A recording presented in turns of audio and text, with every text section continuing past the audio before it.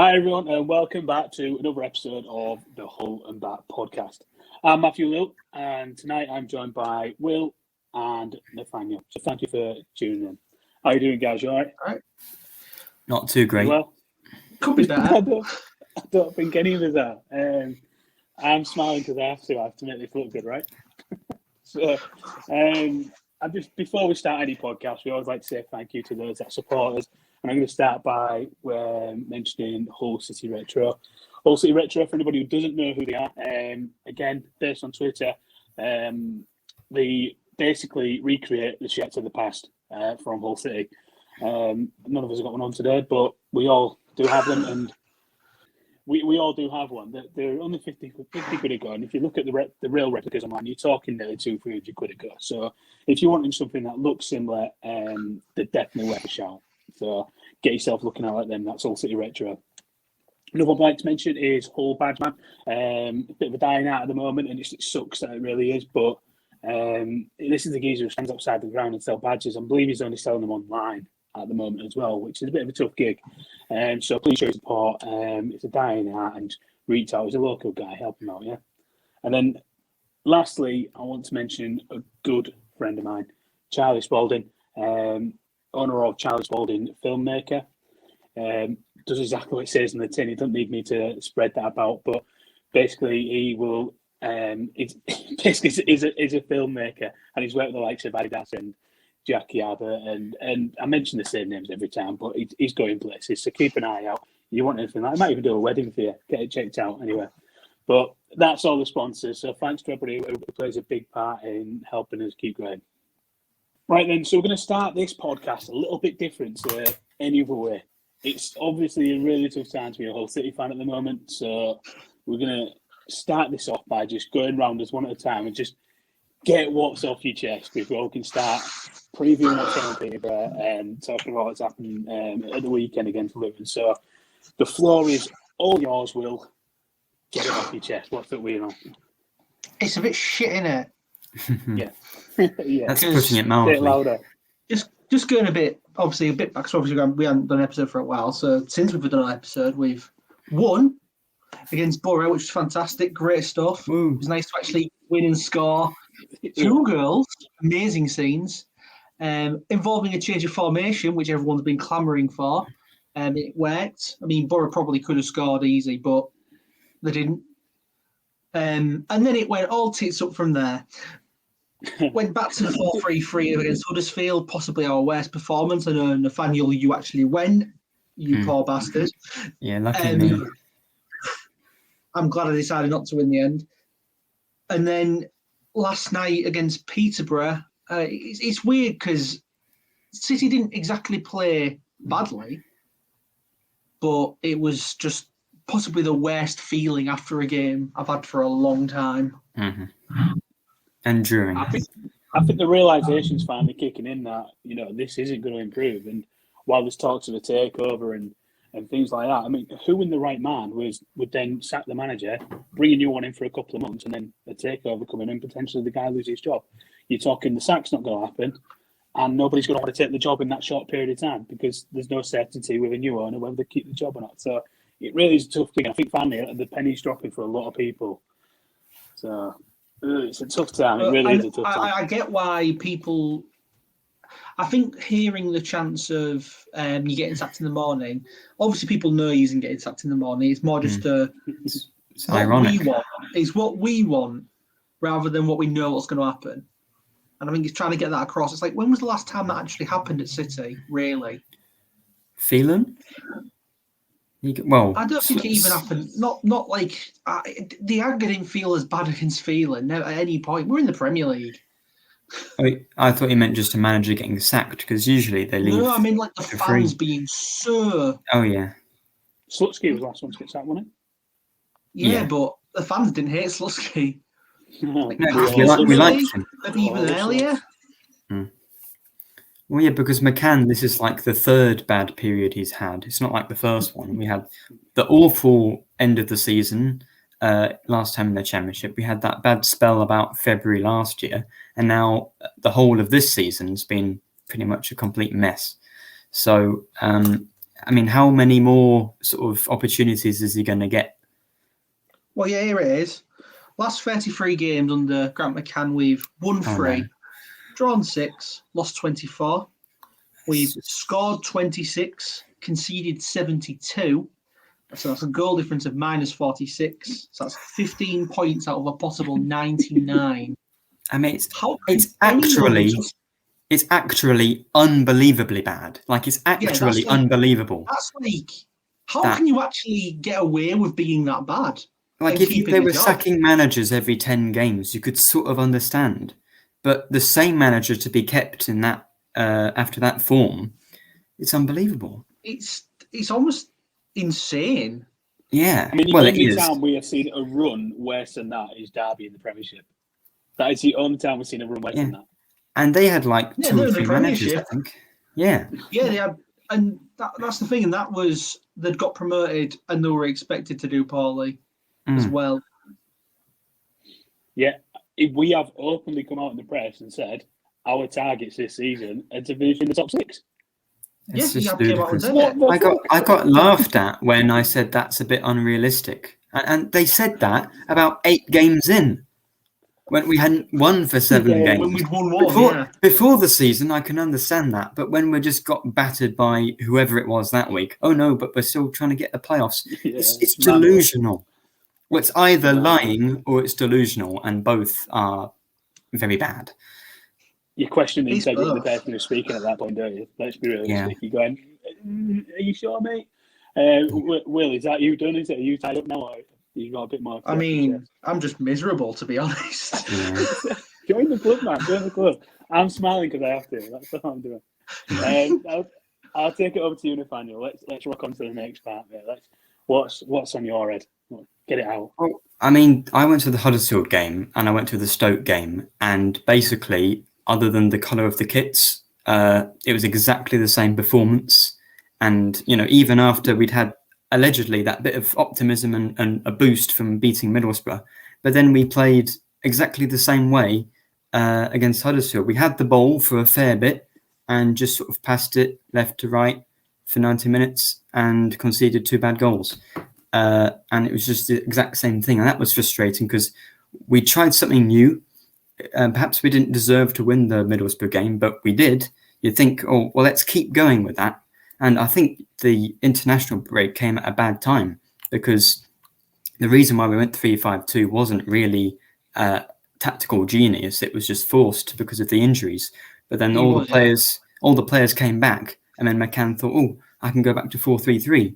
So it wasn't like it's not like we can even credit him with the the good move of changing formation, because he had to.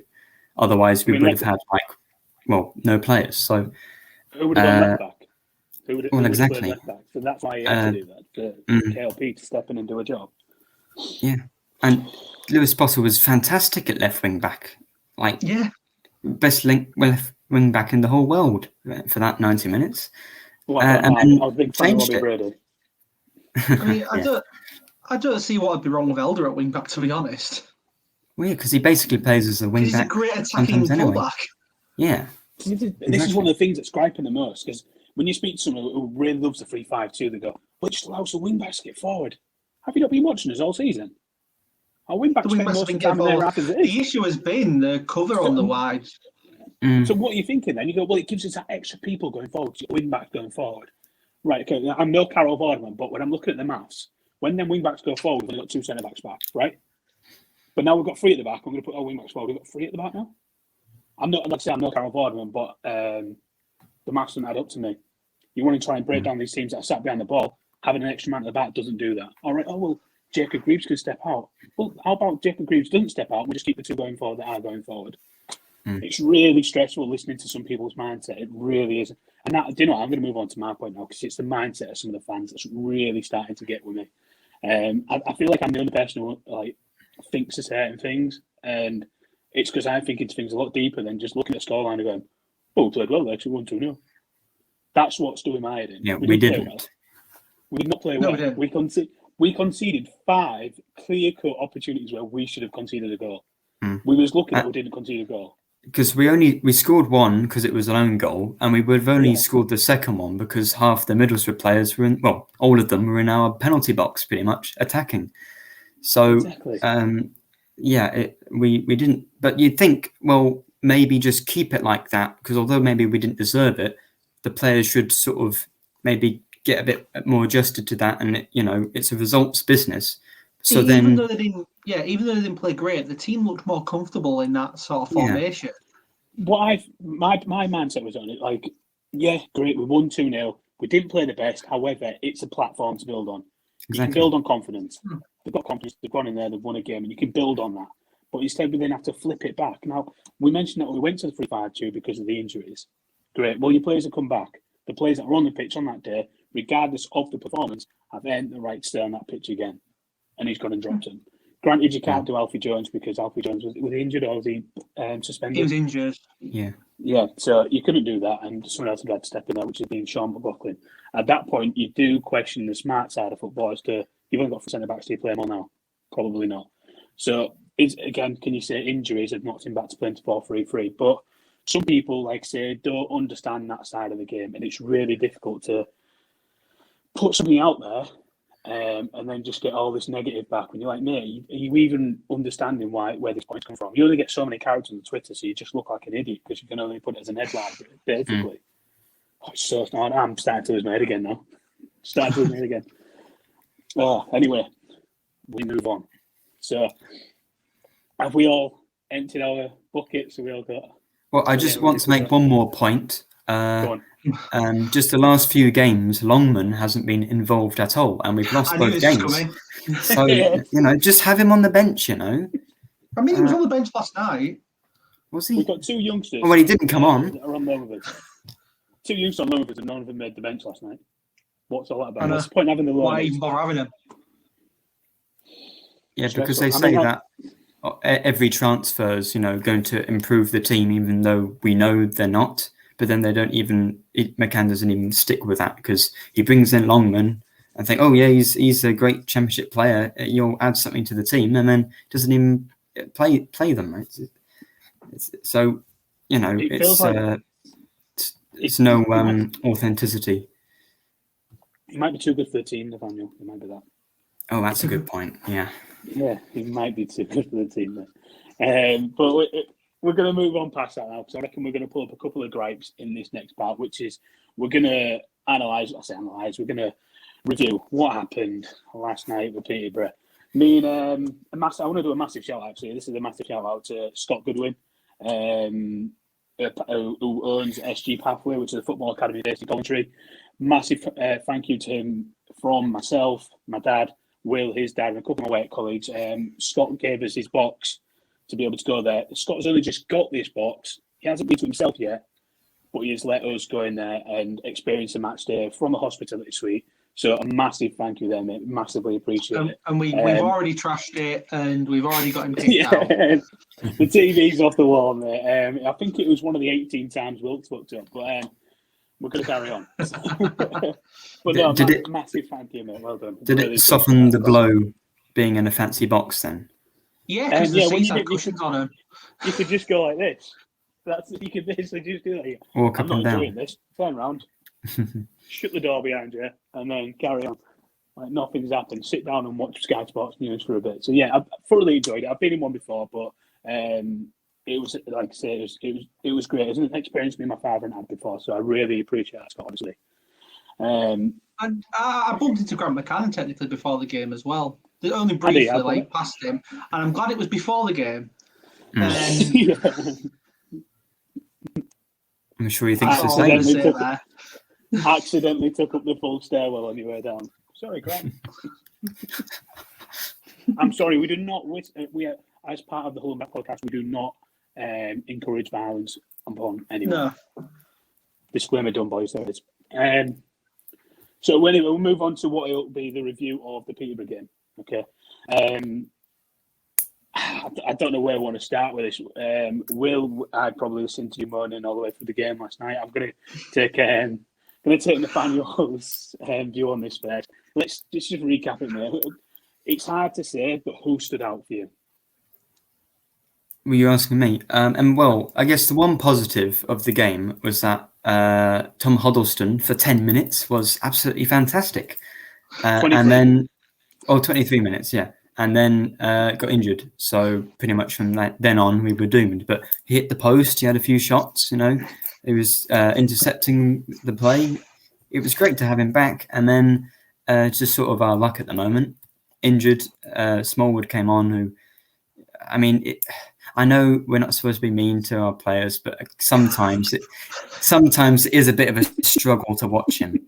But that's the same of every player. So to be fair, even after Huddleston went off, look at the chances we made. I know we did have a fair few, like Wilkes and Lewis Potter could have scored. Do you know the stats as to how many shots we had? No, I can't remember how many we had, but Peterborough only had 3 and they scored 2 of them. Mm. So in terms of opportunities, we had 19. They had 9. That's a lot. Mm. And if anybody's a betting man and they used to watch the thing where it goes the ball's in that half, and it's a dangerous attack, etc. In terms of dangerous attacks, I wrote this down earlier. Actually, we had 76 dangerous attacks compared to their. Do you want to take again? Scored 1 goal. I know everyone bangs on about XG, and I know people hate it and some people love it. But I did see something saying our XG was 2.99. And you read that, it's like, what team loses a game when XG is that high? Well, see, I've got 2 ideas about this because, like, if you're creating chances and the players aren't taking them, then the manager's doing well because he's making them. He's set the team up to create chances, and it's the players' fault. Going well to a point. But also, you could say that it's McCann's job to make them confident that they can actually score them, and that's clearly not happening. So maybe if we did get a new manager, they'd have a bit of a boost in confidence and might actually be more clinical. I did a tweet earlier. I was about to write. I wrote it out and I was about to put send. I thought this is just being another one of them things where people go, I don't understand. But basically, we Grant McCann last night. It was the first time we've heard getting sacked in the morning. And, I think it's unanimous on this podcast. It's unanimous probably against 98% of the Hull City fan base. We don't want him here anymore.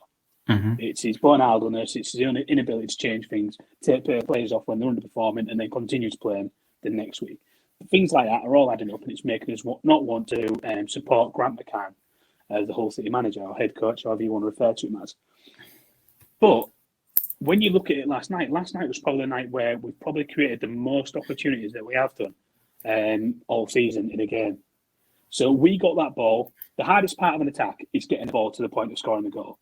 That's the team effort of combining together, making the right move, the pass move, getting to the spaces, and then getting the ball into that one final touch away from the goal.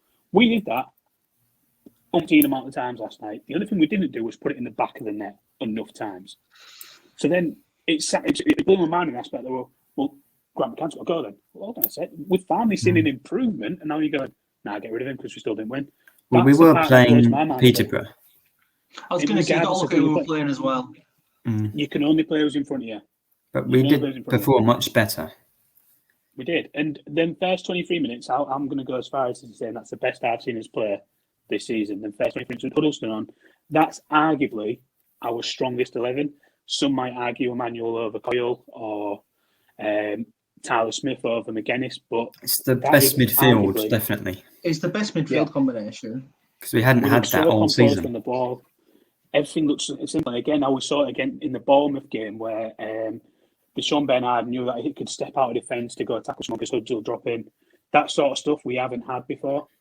So I've rabbited on about that now, but it confused me. I'm not saying he shouldn't go because I don't think he's good enough to manage us. However, we saw an improvement last night, and then that's the time that we'll jump on his back and start calling for him. In big mass, I don't know if it's because it came. I think it's a case that, to be fair, I think it's just a case of we're just sick of the results. Exactly, it's too late to be worrying about performances. We just need to win a few games. Yeah, I couldn't give a shit if we played absolute dog turd. If we win the game because we need points. It doesn't matter what we play. We need points. I felt better after the Boro game when we deserved to lose than the Peterborough game where we deserved to win. No, I totally get it. But it's a really tough one because last night he did his job. the players let him down last night. Whereas we could have put it around the other way around. All season, it could have been Grant McCann's let the players down by not making the right decisions. Whereas last night, he did his job correctly. He got the right players on there. Maybe the one thing I'll pick up on is Wilkes. Wilkes should not have been on the pitch any longer than 10 minutes. He should not have been on the pitch.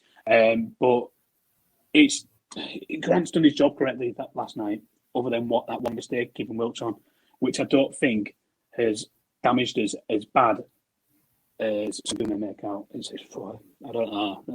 My head's starting to go again. It's a really stressful time for the whole fan.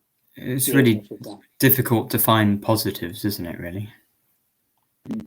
Yeah. Did you see that? No, I would say McGuinness is going to have a great time being a rugby kicker. Will, did you see that? McGuinness's penalty just gone past. You know, that'd have been a lot better. Funny because it's funny because a lot of people were acting like McGuinness had played shit the entire game because of that miss. But I thought he had a decent game outside of that miss. He did score. I think he scored. People have already forgotten they actually scored the goal. The thing I was thinking about earlier was that, because he's missed a penalty and it was a terrible miss, everyone's talking about how rubbish it was and how rubbish McGuinness might be and that sort of thing. But because he'd already scored the one goal, if he'd scored that second goal, he's probably a shoo-in for Team of the Week.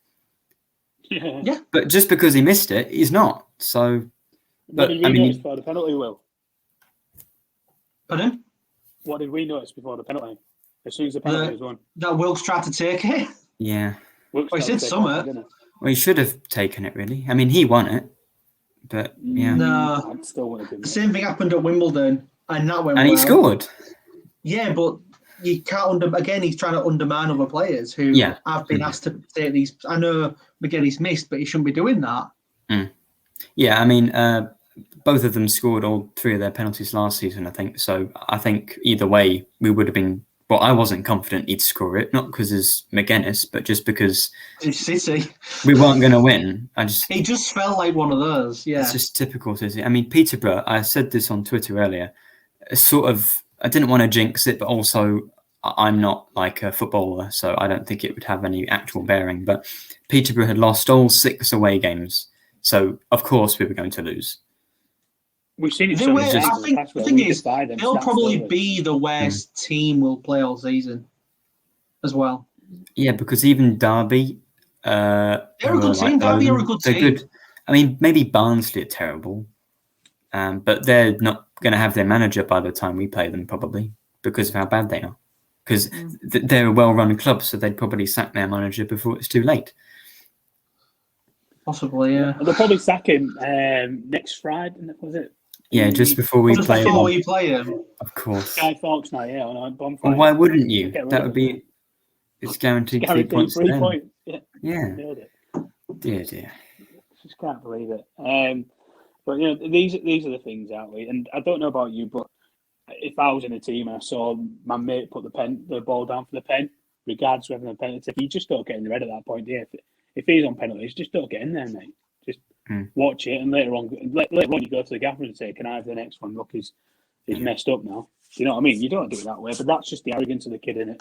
We see this week in, week out of him, and poor decision making time and time again. I'm really struggling to see a justification for him to stay in the team. Because he's got the talent, but and he gets into good positions. This season, well, exactly. Like, because he can do it, but then for whatever reason, when he gets into the box, he just dithers a bit. He just give it to someone else. The ball. And I go back to it again. He reminds me of Mo Salah at the beginning when he went to Liverpool. Mo Salah was like that when he just wanted to score all the goals. He'd get the ball, cut in from the right hand side, and he wanted to score goals. And that's exactly what we've got with Wilkes now. But he's not as good as Mo Salah. Yeah, he's nowhere near. Fucking wish he was. But the behaviour and the arrogance, is quite similar. But we haven't got the time. He thinks he's Ronaldo. Yeah. And that arrogance would be a good thing if he'd scored several this season. He thinks he's Ronaldo, but the problem is Ronaldo has the talent to back it up. Yeah. We saw it though, didn't we, Will? We said it last night. He's running down the right wing, wasn't he? It was on a counter-attack. I think it was 3v3. And then we said he was going to shoot it. Or he's in the box. He's going to shoot it. Oh, there we go. That's our attack on. Didn't even shoot. The amount of times, it's just the amount of times we see him with the ball and you think, mate, you scored 18 goals last season. That apparently to the wider fan base means that you're a good player. Do something with it. Whereas me, I've always seen these flaws in his game, which are he makes bad decisions. And the amount of times he loses the ball means, and what people fail to understand, when we lose the ball, we're now defending, which means our attacker was carried on. And the reason we are now defending is because that person has made a bad decision. And what, he did it again. And he doesn't get back and he does it later on in the game. Yeah, I do feel for Coyle, because Coyle was at fault for goals last night, but the thing Coyle has is he has no cover because of Wilkes. Yeah. It's just Coyle on the defence on that side, nothing else. He gets called, doesn't he, for being out of position. But again, what some people fail to understand is if the ball's on the left-hand side of the pitch, Coyle has to tuck in. Everyone who moves across, that's how it works. It's a chain reaction. And as he moves across, Wilkes should come back and sit in. But Wilkes isn't doing that at the moment. So it's just leaving that gap. And then he has to go, why is he so central? Because that's where he has to be. That's his position. Yeah, because he can't cover two people. No. And people just are failing to understand that. And it's, Coyle's at fault. Coyle at the moment is doing two man's job. And, last night I thought he had a brilliant game. And I'm normally one of the first there. I'd like Josh Manuel in the team. But Coyle had a really good game last night for me. Despite, he might have made a mistake for 100 goals in some people's eyes. But he put a lot of balls into the box last night. And there's dangerous balls as well. He did. Especially last 10 minutes. When he last 10 minutes, he was just peppering that box. Yeah. And why don't we just do that all the time? Yeah. Why isn't Wilkes doing that as well? Yeah. Because you can't shoot with your right foot from there. He can tuck in and he can cross from there. Yeah. Yeah. It's so frustrating because I remember watching last season and the first half of last season. I mean, although Wilkes was scoring, his decision making was really bad. But then I did think, like when he scored that hat trick at Wigan, he changed his game and he got a few assists towards the end of the season and was starting to cross it into McGuinness. So I don't know why he's sort of regressed since then. Like he's gone back to how it was before. Because I know he can do it, he just doesn't do it. What kind of knocks me out with this is people are like, we scored 2 goals, he had a real good game, or even the bigger picture, he scored 18 goals last season. He's a brilliant player. No, he might have scored 18 goals, but he's probably stopped us from scoring a hell of a lot more from his poor decision making. And at that point, what would you rather have? Would you rather have those extra how many chances and definite goals which he stopped as well, where he hadn't done a little pass to the side? I don't want it to be a rant about Wilkes, honestly, I really don't. But last season, he did have a good season at League One level, but the problem is we could have probably cantered to that league if he just passed it. Possibly. Even 20, every 5 times he didn't go for it. If just one of those times he passed it, we'd probably scored another 10 goals. Yeah, you're right. Anyway, we'll move on from the Peterborough game, and fingers crossed, we don't have to mention his name again during this episode because it just boils me. Honestly, it really boils me. No, the one thing I want to say actually about Peterborough game is who was it who scored their first goal? Peterborough. Jack Taylor. Jack Taylor. Who cares? Might have been. Great goal. No, you know what? And this is me as a football fan down to a T. I support Hull City, but I watch every game like a neutral, so I can sit on the fence and see. I like to think I view the game better without any unconscious bias. Mm-hmm. And I actually clapped their goal.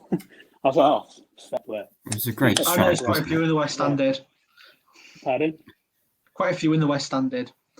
You've got I don't know, but everyone's different now. I like to watch it. Was a good goal, to be fair. You can't really complain. Yeah. Well, anyway, we'll move on to the Luton game now, which is obviously this Saturday. 2 days away, apparently. A bit late with this one. But I'm going to start off with, I always like to ask a couple of questions about the Luton team, not Luton team, the opposition. Does anybody know how many ex-Hull City players they've got? Yeah, they have Reece back.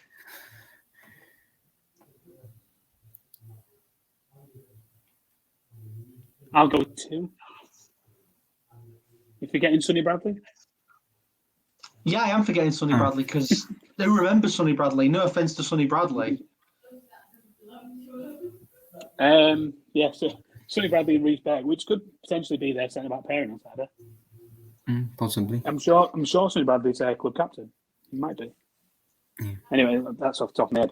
I was looking through Flash Score earlier. I always like to have a look through before and get a couple of facts and stuff. And Sonny Bradley's down as a midfielder now, apparently. So let's look forward to that one. It's interesting. I'm going to start off now in terms of the lineup. I'm going to emphasise that it's only one change, and that one change will be Huddleston for Smallwood. Mm-hmm. And credit where it's due to Smallwood. I think his defensive display yesterday was really good when he came on. To say he didn't get a chance to warm up, he was straight in there. He brought down a lot of players. I remember seeing some interceptions really early, which you don't expect to see from a player who's not just warmed up. He was brilliant off the ball last night. The only downside was his distribution of the ball. It wasn't the best, but that's always going to be compared. Yeah, when he first came on, he made some really bad misplaced passes. But like you said, I think that's because he hadn't done any warm up. He'd just come on freshly off the bench, and I think that was a bit. Yeah, it took him a bit of time to get into the game, and I think that's the reason why. And I think his first 5 touches were probably interceptions. So that's probably the big part of it. Any you two, do you see any differences in terms of the lineup other than Smallwood? I mean, are you going? What I think McCann will do? Oh no, I think he'll do exactly what you just said. One obvious choice, like the obvious choice, because you know what? If it's Ryan Longman, sorry. I'm turning off the stream. Sorry, 2 obvious choices. Longman up front, obviously, but then also Wilkes out, former Luton Town player Moncur in, for obvious reasons, because he will score, and he better. I mean, if he doesn't score against Luton, then obviously our luck is completely dry, because if a former player doesn't score, then what can you do? Well, we're starting 2 goals behind because they've got Reece Beck and Sonny Bradley. So, oh dear. Well, okay. So we're 1-0 down when we start. If we start on Kerr, and then Longman brace, and we'll win. Flawless bring plan. you on last 10 minutes. Yeah. Bring you on last 10 minutes. So I got some stats. They're currently 2 of their players are in the top 10 goal scorers, which is Harry Cornick and Elijah Adebayo with 6 goals each. Them 2 combined have scored more goals than we have already this season, so that's something to look forward to. Do you remember? Does anyone remember what our record's like there? I mean, last time I went there, we scored one of the greatest goals of all time through Kevin Stewart. Well, on the line, yeah. But I don't think our record's that great overall at that ground. To be fair, their ground is known as a bit of a fortress. They're generally really good at home. However, the last 3 times we've been there, we've won. Oh, well, we're due a loss then. When was the last time we went there before our most recent visit? Well, it must have been 2004-ish or something like that, right? 2005 time, yeah. It was around the time of League One promotion. Yeah. And if I remember right, Michael Dawson scored a volley from the edge of the box. Not Michael Dawson, I got that wrong. Turner? Yeah. I was going to say, that's a bit early for Dawson. What was he doing there? As I was saying this, I was going, don't say Dawson, don't say Dawson, don't say Dawson. Michael Dawson scored a volley from the edge of the box. Or it might have been a header inside the box. So one of the 2, I remember him scoring away. A goal. At Luton. Yeah. He did score 1 goal for us, yeah, he did. But what we're predicting in terms of the style of play, we're going to stay 4-3-3 or? Yeah. Oh, it's going to be the same. Of course. Probably just less of the ball, though. To be honest, it might be easier to say what we want to see rather than what we're going to see, because I think let's go with that. We're going to see 4-3-3. It'll be what you said. I think it'll be the one change. Huddleston out, Smallwood in. Stop for a second and let's do this. So we're painting the scene now, right? Right. We've just checked the Sky Sports News app, and Grant McCann's been sacked. It's Friday night. Woo. Will, your phone's gone off. Fucking hell. Right, we need you in, mate. Who are you playing tomorrow? Let's get the players ready. I'll pick you up in the morning in the roles. All right, we'll make our own way. I mean, if it was Luton. I mean, while I will play along with your actual game here, Matt, if that was real life, I'd say no thanks. But I mean, in goal Ingram, it'd be 3-5-2. Back three it'd be well, who we've got available, so it'd be Greaves, McLaughlin, and Big Dish. Wingbacks of Elder and Coyle. I can't really drop Coyle, but I feel bad leaving out Manuel like every damn game. Midfield three. Well, because it's a tough one actually. Midfield three, but because we've got a back three, maybe risk playing Moncur, Honeyman, Doherty as your midfield three. Up front, KLP and McGuinness. Interesting. Very nice. Very nice. If obviously, I would be thinking about playing him at left wing back, KLP, but you can't drop Elder either. So, Hiab's listened to your team. He said, "I'm sorry, mate, but I'm going to move on to Nathaniel instead." So, Nathaniel, that's fine by me. I don't want to wait for that man. Well, for starters, I wouldn't take the job. Yeah, you know, I'm too busy. I've got homework and stuff. But I mean, if I simply, what team are you going to play? That is if I did, well, Ingram, I think that's a fairly solid choice. The usual back four, with Greaves and Bernard in the middle, and then I don't know, just to switch it up a bit, might go 4-4-2.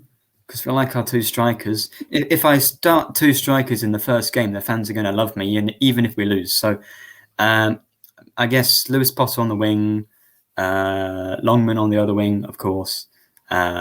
He's like, Southgate and Mason Mount. Longman would always play. Honeyman, Doherty midfield. And then is Tyler Smith even fit? I don't know. I don't think he is. No. Well, okay. I'd go McGuinness because he scored. And then I think because it's not like he'd messed up if he's not expected to cross the ball in, I think I'd actually put Wilkes, but as a striker. Maybe, but not as a winger. But then if he hasn't... But after 60 minutes, I'd take him off. A footballer. Oh, okay. How about we try Wilkes right back? That'll do, won't it? Just something avant-garde. Okay. Clearly the fans have not like that. So I'll put. Let's put. Oh, who else we got up front then? Okay, Moncur. 4-4-1 up front. No, McGuinness up front. 4-4-1. Moncur in behind. It's like a attacking midfielder. That'll do.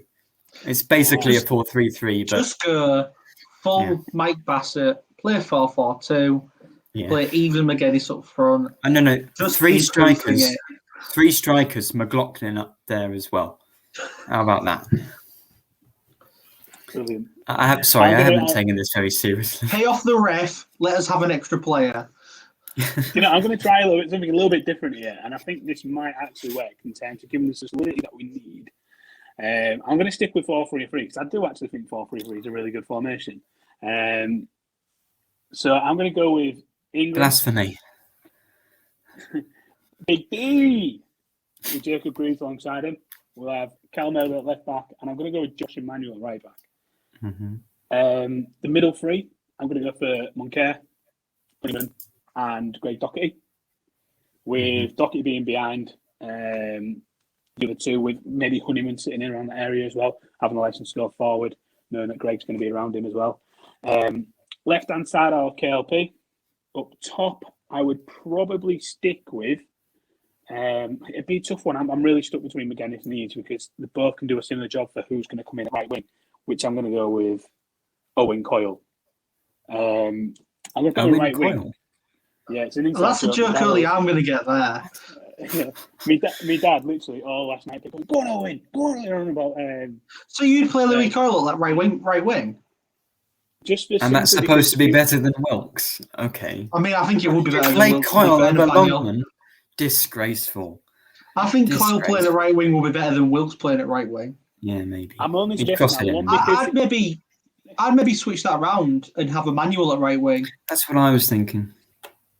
It's just the crosses into the box for me. But either way.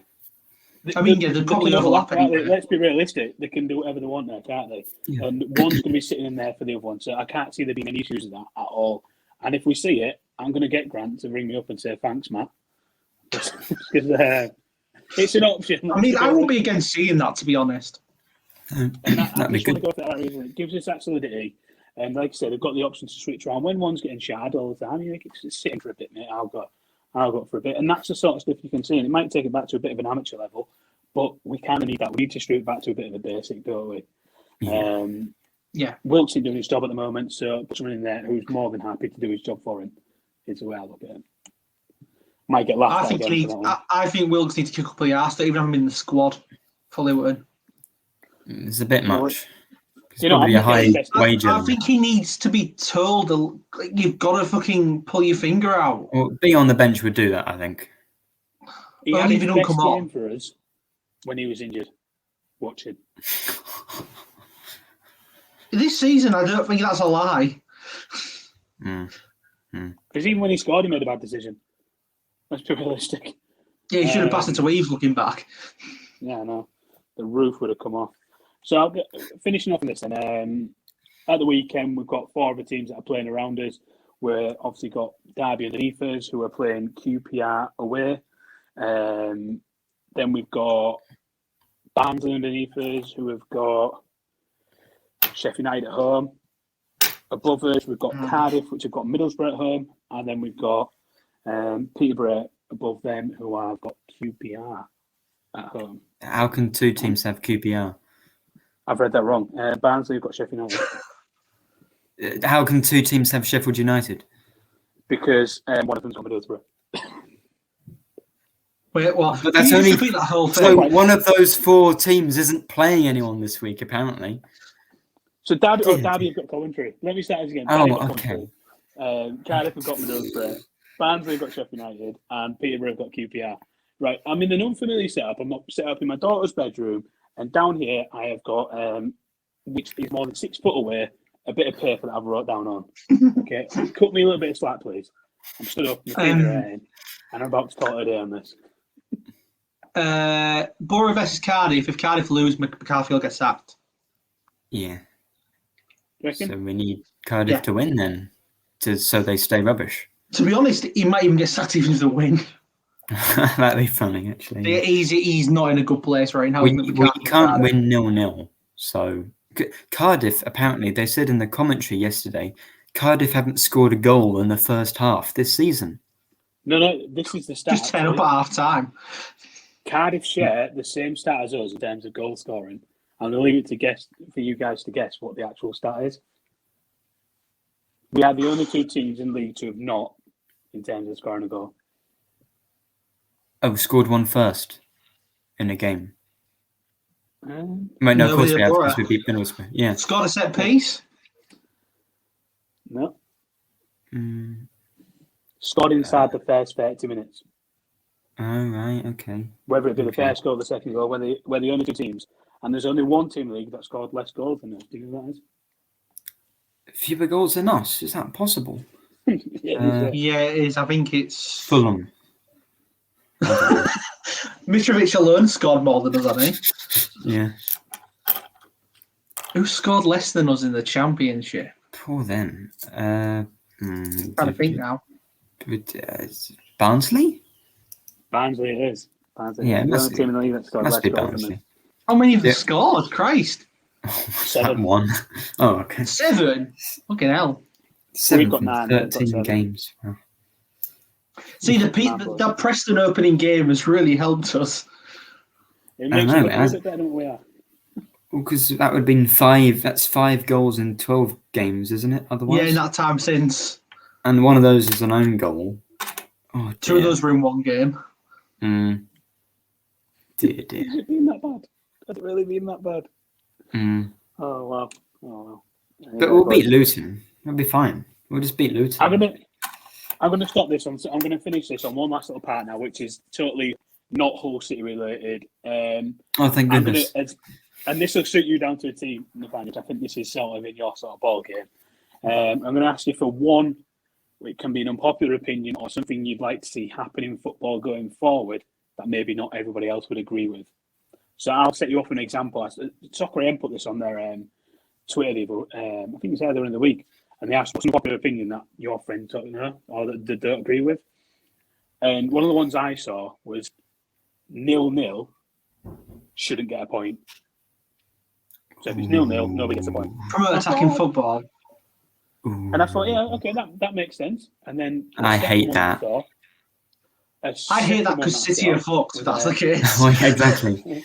Yeah. The second one I saw. No, I don't hate. I don't hate that. Testing. 1, 2, 3. Been trying to say it for a while now. The second one that I saw was football games shouldn't be given points. So if you win a game, you shouldn't get points. Goal difference should be the league table. So that's two people. No, I definitely disagree with that. No, because if a team's like down like to 10 men and it's the last 10 minutes and they're all tired and they score like 5 goals, but no, that's awful. I hate both of those. At the moment, Fulham are 5 points behind Bournemouth at the top, but Bournemouth are worst goal difference. Yeah, but well, like Huddersfield, everyone plays each other once. Everyone plays each other twice anyway, regardless. So everyone's got the same opportunity to score the same amount of goals against any team. I think that's the mindset they're going on, and it encourages attacking football. I don't mind the first one. It's not my opinion, just for the record. These are just two that I read, and I thought, they'd be pretty good to debate. Whoever came up with that, I disagree then. No. I don't mind the first one in terms of. I don't mind the first one in terms of promoting attacking football, but the second one, Christ no. Well, the second one, Huddersfield got promoted to the Premier League, didn't they, with a minus goal difference? Yeah, but they won enough games, didn't they, to get promoted? So that's no. So then, last one. Then one of the last ones I read was someone was discussing the whether something should be a dive or not, or whether it can be considered as a dive. Because there's a lot of talk at the moment in terms of commentators. They do say, well, if you can feel a touch, you go down. And this guy said, he used that quote and said, if you feel a touch, you go down. He went, is that touch strong enough to knock you over in the pub or carrying a tray of pints back to your mates? If it isn't, then it's not a penalty. And I thought, again, perfect sense. If it isn't going to knock you over in front of your mates, no, it's not a penalty. Now I just want to see footballers play while trying to hold up a tray of pints. Oh, that would make it so much better, wouldn't it? Just one on the red, a full pint on the red. Whoever's got the most left at the end. Like it's attached, like by like a finger on their neck. Yeah. Well, put an end to concussions. Left in their green glass with. Yeah. Right. Well, this has got silly. On that. Go on, carry on. I thought he was asking us what unpopular ones we thought about. Yeah, I don't think I've delivered for it. In terms, if it's ones that your mates had found unpopular, well, this is an easy one. As one of my mates is a Newcastle fan, I hope Newcastle get relegated. Yeah, that's not unpopular. Everyone wants that to happen. No, because my mates had found that unpopular. Because one of my best mates is a Newcastle fan. So unpopular in Newcastle. Yeah, I get with that. one person. Go on, Nathaniel. You got one. Ryan Longman, captain for England. I mean, you knew that was coming, right? Let's be realistic. That is unpopular. Well done, Nathaniel. It's down. I said this for you, down to a T. Here's one that I thought of. Some of the greats of the game, getting back to probably the 80s, 90s, and probably early 2000s, wouldn't be as good in today's football. So yeah, I mean, the game's changed, doesn't it? But these players, where, for instance, like Ryan Giggs was seen as like a phenomenal footballer. You put him in today's game, I think he's bang average. Yeah, but if he was in today's game, wouldn't he also have today's sort of training and fitness? And it's like saying, Pele, you brought him wrong now, he'd be fucking dogger. I'm not saying 90-year-old Pele is going to fit in, but what I am saying is the player that was there, the way they played, wouldn't be good enough to be as good as it was then as what they are now. Does that kind of make sense? Well, they'd have the talent, right? And as long as they put the same effort in as they would, like everyone else does now, I just feel like they'd have modern tactics as well. It's tough to say this. Some players can maybe say they were. How people look back at them now, they say they were brilliant and no one will ever be as good as them. But you can look at some players now going, well, he's doing everything that he did before. Do you know what I mean? And a lot of players are finished. A lot of wingers are finishing with similar sort of scoring stats and assist stats as what Ryan Giggs did. And I think they weren't the best. I think we're in a really weird period where we've had two players who are stupidly good, like unbelievably stupidly good, dominate. Whereas And you before know that, what? we didn't. But to be honest, I liked it when there were. When you look back and there was like multiple people who could have won the Ballon d'Or. I think Exactly. I preferred that. You don't know who's going to win the Ballon d'Or now, but nowadays it's more like who's going to be the third player. Yeah. So this for me. This will be an unpopular opinion, actually. I reckon. They've kind of ruined football for us because everybody compares football to them. Don't get me wrong, they are phenomenal at what they do. I'm not taking anything away from them, but they're being that good that they've probably damaged the sport a bit. Because Salah is unbelievable right now, and he's got people going, he's not good. He's not good because Ronaldo did this. Every half good player, Yeah. every half good player is the next Ronaldo, is the next Messi. You know. I think that's a social media issue. Yeah, mainly, I agree. More than a football issue. Everyone gets a voice online, though, don't they? And there's no risk to it. Just the way that it's just so toxic. Yeah, opinions are like I bum get what you mean, holes. 'cause, like, We all have them, and they all stink. So, Yours, I know what you mean, because like before Messi and Ronaldo came along, they'd be compared to various different players. Like a lot of Europeans are maybe compared to Cruyff. Like a striker might be compared to Gerd Muller, or you wouldn't usually compare them to one particular player, even though they play nothing like them. Yeah. Thierry Henry was not the best player in the Premier League. Just saying. That's another one that I read. Well, who was? That's not my Wait, opinion. do you mean That's ever? not my opinion. So. A lot of people refer to him as one of the best ever Premier League players, and I think there's been a lot. Well, he's one of. Well, he's the second best, right?